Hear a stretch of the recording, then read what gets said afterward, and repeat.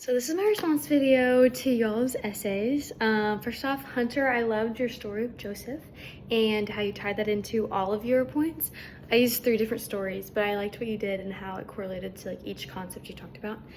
Ashton, I could not hear your video for some reason. I'm sure it was great content, but can't hear that. For Tasha, I loved your 3 stories and their correlation to how we should live our lives.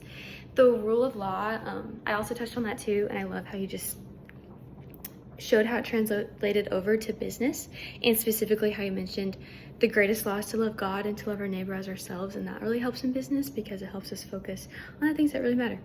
And it helps like align to everything else that the rule of law is talking about with respect and how you should run your business.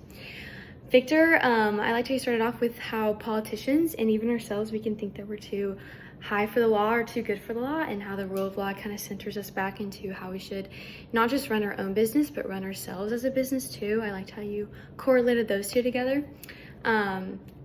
Asia, I loved how you also included a verse with each of your concepts and stories, because you talked about the Bible verse and the law of and the concept or the concepts we've been going over.